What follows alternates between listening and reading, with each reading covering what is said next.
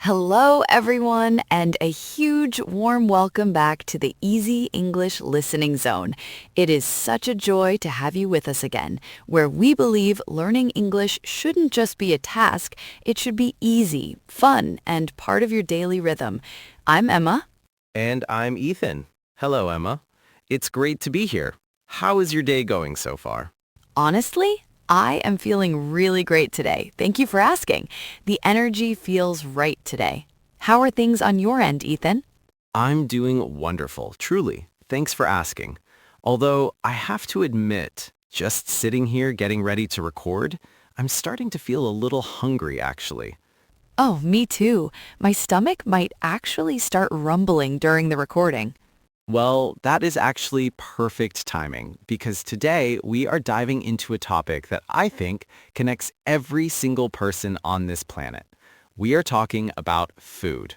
Yes, we're going to explore our absolute favorite foods, the meals that make us happy, and, very importantly, how to actually order food, whether you are out at a restaurant or relaxing at home. It's such a delicious topic, and honestly, for anyone learning English, this is super useful. Whether you are traveling abroad or even right here in Brazil, food is often the very first thing you need to talk about. Absolutely. It's the ultimate icebreaker. But before we start this yummy conversation, just a quick reminder to our lovely listeners. Please remember to like this video, subscribe to our channel, and share it with your friends. It really helps us a lot. Your support allows us to keep making these episodes for you, and we truly appreciate it. We love making these for you, and that support means the world. Okay, Ethan, are you ready? Let's begin our food journey. Let's do it. And I think there's only one place to start. The very first meal of the day. Breakfast. I'm curious, Emma, what does your morning usually look like on a plate? What do you like to eat for breakfast? Breakfast. You know, for me, breakfast is very important. It really sets the tone. It starts my day. I usually try to eat something quick because mornings can be busy, but it has to be healthy. Quick and healthy is a good combination. Exactly. I love fruit in the morning, especially a banana or some fresh strawberries. There's something about that natural sweetness and freshness that just wakes up the palate. Sometimes I'll slice them up and put them into a little yogurt. It's super good. Simple, but satisfying. Oh, that sounds very fresh, very light. Emma, do you ever have cereal? Not often, to be honest, but sometimes I will. However, there's one non-negotiable for me. I always drink coffee, of course. Of course, the fuel of life. A big cup of coffee, black. No sugar, no milk. It helps me wake up and focus. What about you, Ethan? What does your perfect breakfast look like? Well, coffee is a must for me too. I completely agree there. But my perfect breakfast is a little different from yours. I lean towards something warmer. I usually eat bread, maybe 2 slices of bread with some butter and cheese. It's warm, savory, and tasty. Do you toast it? Oh, absolutely. I like to toast the bread. Ooh, toasted bread is nice. That crunchy texture? Yes, exactly. That crunch is essential. And like you, I drink coffee, but I like mine a bit softer. Sometimes I have a glass of milk with my coffee, or just milk on its own. It gives me energy for the whole morning. Do you ever drink milk for breakfast, Emma? Sometimes, especially if I have that bowl of cereal we mentioned, but usually it's just the black coffee and the fruit. I have to say, though, your breakfast sounds very comforting, Ethan. It is. It sounds like a warm and happy start to the day. I can almost smell the toasted bread from here. Yes, it is very simple, but it works. Very good. So, we've tackled the morning. Now, after breakfast comes the midday milestone, lunch. For me, lunch is usually my biggest meal of the day. Same here. What kind of food do you like for lunch, Emma? For lunch, I need something filling and complete. I can't do just a snack. I love rice and beans. It's such a classic here in Brazil, right? It's just so delicious and feels like home. It really is. It's the staple. And with that foundation of rice and beans, I like to have chicken or sometimes fish, usually a simple grilled fish.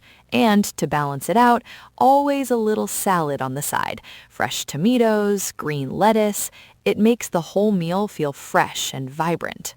Ah, rice and beans with chicken. That sounds delicious, Emma. I love it too. It's very common here, but for a good reason. It's very good. What about you? Do you go for a big meal too? For my lunch, it depends. I often eat a sandwich, a big sandwich loaded with ham and cheese and some fresh vegetables like lettuce and onion inside. That sounds hearty. It is. It's quick if I'm busy, which is often the case. A big sandwich is good fuel. Do you make your own sandwich? Yes, usually. But if I'm not having a sandwich, I also really like a nice warm soup, especially if it's a cold day outside. Soup is very comforting too. It is. It's like a hug in a bowl. Exactly, like a vegetable soup full of good things. Do you like soup for lunch, Emma? Yes, I love soup in winter. You're right, it warms you up from the inside. Good choices, Ethan. So, we've had our fresh fruit, our hearty rice and beans, or your sandwich. Naturally, we start thinking about dinner. The evening wind down. Dinner is sometimes different, right? Maybe lighter or sometimes a special meal to end the day. What is your typical dinner or maybe your favorite dinner? Dinner. Yes, sometimes it's a little lighter, but if you ask for my absolute favorite dinner, oh, I love pizza. Who doesn't? A big pizza with lots of cheese and pepperoni, it's so good, especially when it arrives hot from the oven. Or maybe a vegetarian pizza with many different vegetables. Pizza is fantastic. It's my go-to comfort food. Oh, Ethan, pizza is amazing. I love pizza too, but sometimes I really enjoy the process of cooking dinner. Oh. Yes, I like to make pasta. Pasta with a simple tomato sauce and some fresh basil. It's easy, aromatic, and so good. And the best part is I make a big pot and I can eat it for 2 days. That is smart. Meal prepping. Emma, do you put any meat in your pasta sauce? Sometimes, but often just vegetables. It feels lighter that way, especially for the evening. But I have to confess, sometimes after a long day, when I just don't want to cook, I also order pizza. See, it's universal. It is. It's a very popular dinner for me and my family. Yes, pizza night is the best. So, Emma, we talked about our main meals, the big three, but let's zoom in a little bit. What about specific food items like fruits? You mentioned strawberries and bananas earlier. What other fruits do you enjoy eating? Besides strawberries and bananas, I really like mango. Oh, a good mango is incredible. It is. It's sweet and juicy, especially in the summer when they're in season. And oranges are good too. Good for juice and for eating. Very healthy. What about you, Ethan? What are your favorite fruits? I love apples. They're crunchy and healthy. I eat one almost every day. And I like grapes too, especially the green ones. Why the green ones? They're small and sweet, like little natural candies. Very refreshing. Grapes are great. Okay, we've done the sweet stuff. What about vegetables? What are your must-have vegetables, the ones you always try to eat? Vegetables are so important. I really like broccoli. Broccoli is a classic. It is. It's green and very good for you. And honestly, onions. Onions are great for cooking. They give food such a nice base flavor. What about you, Emma? Any favorite vegetables? Yes, vegetables are a must. I really like carrots, especially cooked carrots in a soup or mixed in with rice. They add a nice texture. And I like spinach too, specifically in a salad. Very good. Healthy choices all around. But life isn't just about salads and apples, is it? Definitely not. Let's talk about something sweet now. What is your favorite sweet treat or dessert? Ugh, you know I have a weakness for this. This is a fun one, but I want to hear yours first, Ethan. You had that look in your eye like you already knew exactly what you were going to pick. What's your weakness? You got me. It's chocolate. Honestly, any kind of chocolate will do, but there is something about a nice, simple chocolate bar after dinner that just feels perfect. Or maybe chocolate cookies, warm and gooey, they are just so good. Classic choice. You can never go wrong with chocolate. Exactly. What about you, Emma? Do you have a sweet tooth? Oh, I definitely have a sweet tooth, Ethan. But for me, the ultimate treat is ice cream. Ice cream is hard to beat. It really is. I usually go for chocolate ice cream or strawberry. I love that cold, creamy texture. It's obviously perfect on a hot summer day, but honestly, I think it's just as good on a cold day. There's never a bad time for ice cream. I agree. It's hard to say no to, even in winter. So we've covered the food, savory and sweet, but we can't have a meal without something to wash it down. We need drinks. Besides the coffee we talked about earlier and obviously water, what else do you like to drink, Emma? Well, like you said, I drink a lot of water every day. It is super important to stay hydrated. But when I'm having a meal, I love juice, especially fresh orange juice. Fresh is best. Definitely. And occasionally, a glass of cold lemonade is just perfect on a hot day. It's very refreshing. What about you, Ethan? Any favorite drinks on your menu? I'm with you on the water. Very important. But I do treat myself sometimes. I drink soda, like a cola, for a treat, though I try not to do it every day. Balance is key. Exactly. And for a hot drink besides coffee, I really like tea, especially green tea. I find it very good and relaxing, especially in the afternoon. Yes, tea is so nice and calming. You know, Ethan, sitting here talking about all this, we've covered breakfast, lunch, dinner, fruits, vegetables, desserts, and drinks. We basically built a whole menu. We did. But Emma, there is a reality we have to face. As much as we love talking about food, sometimes we don't want to cook it ourselves. That is very true. So what happens when we want to eat our favorite food, but we want someone else to make it? That's when we order food. And for our listeners, this is such a critical skill. It's very common and very useful to know exactly how to do this in English. It's one of the first things you'll do when you travel. So let's play a little game. Let's imagine we're in a restaurant right now. We've just walked through the door. What is the very first thing we say? Okay, picture the scene. There's usually a person standing at the entrance, a host or hostess.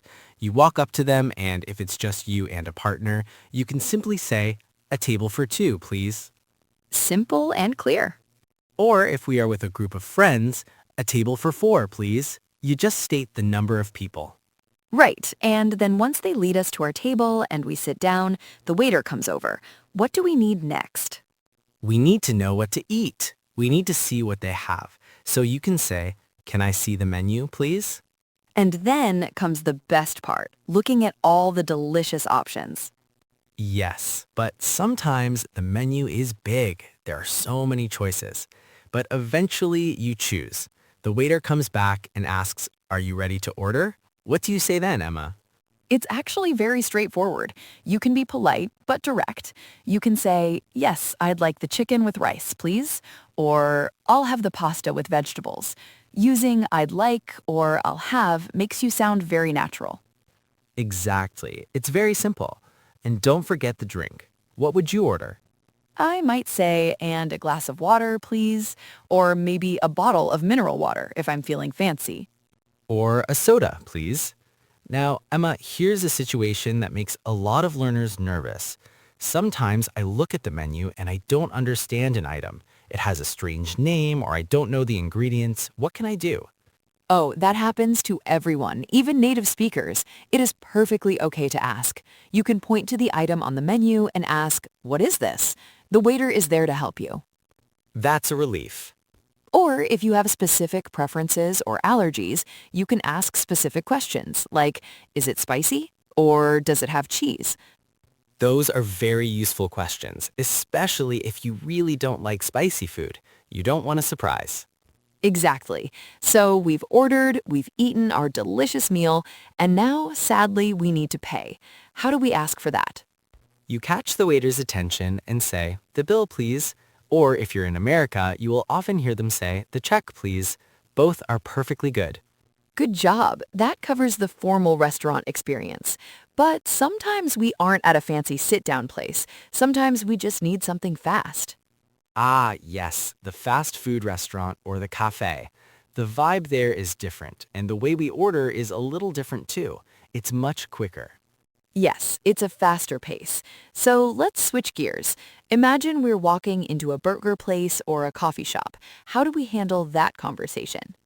Well, in these places, you don't wait for a table. You go directly to the counter. Exactly. You step right up, and because it's fast food, you want to be quick. You can say something like, "I'd like a hamburger and fries, please," or "one cola, please." It's very direct. And usually they will ask you about the size immediately. They'll say small, medium, or large for your drink or fries. You just choose your size. And then comes the famous question, the one you hear everywhere. For here or to go? Right, meaning are you eating inside the restaurant or taking it away? I usually say to go, please, because I'm often in a hurry. It's just so convenient. Me too. And ordering at a cafe is very similar. You go to the counter, check the menu on the wall, and say, "A small coffee, please," or "I'd like a latte." And don't forget the customization. They might ask, with milk or sugar?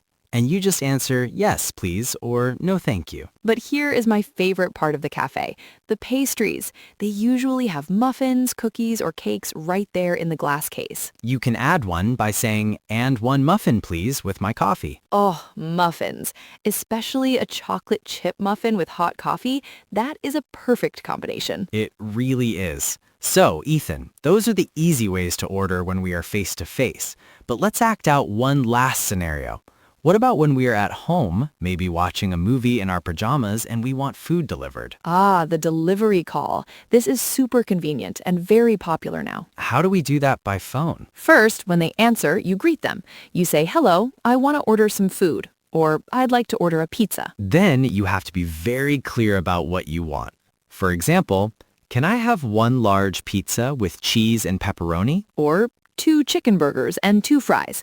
Clarity is key here, so they don't get the order wrong. Exactly. And then, Emma, comes the most important part. If you forget this, you don't eat. The address. Yes. You say, "My address is Main Street, number 5. You have to give the specific street name and number so they know where to bring the food. You might also need to give your phone number. And finally, don't forget to ask about payment. Can I pay with card or cash?